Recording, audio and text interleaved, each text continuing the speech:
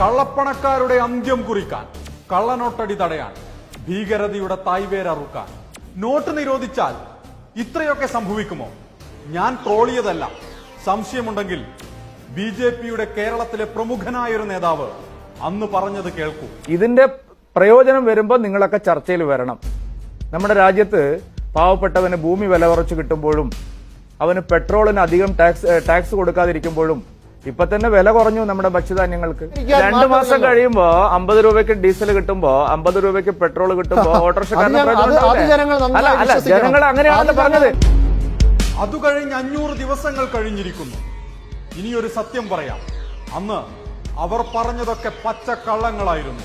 ഭീകരരുടെയും കള്ളപ്പണക്കാരുടെയും കള്ളനോട്ടടിക്കാരുടെയും രോമത്തിൽ തൊടാൻ പോലും കഴിഞ്ഞില്ല. നോട്ടെണ്ണിത്തീർത്ത് റിസർവ് ബാങ്ക് തന്നെ അക്കാര്യം വ്യക്തമാക്കുന്നു. അസാധുവാക്കപ്പെട്ട 15.41 ലക്ഷം കോടിയുടെ നോട്ടുകളിൽ 99.3% നോട്ടുകളും തിരിച്ചെത്തിയിരിക്കുന്നു.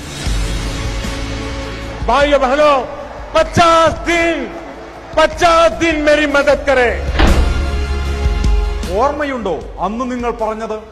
നിങ്ങൾ മറന്നാലും അന്ന് നിങ്ങൾ പറഞ്ഞതൊന്നും ഈ നാട് മറക്കില്ല.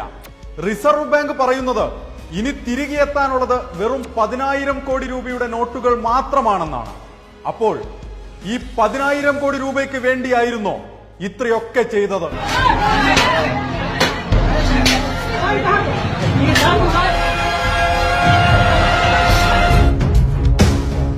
105 പേർ ക്യൂവിൽ നിന്ന് മരിച്ചു.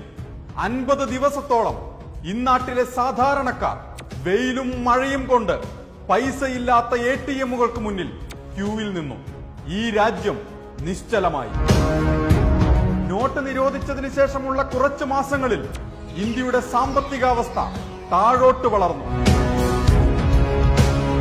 അറിയാമോ, GDP 1% കുറഞ്ഞാൽ രാജ്യത്തിനുണ്ടാകുന്ന സാമ്പത്തിക നഷ്ടം 1.5 ലക്ഷം കോടി രൂപയുടേതാണ്.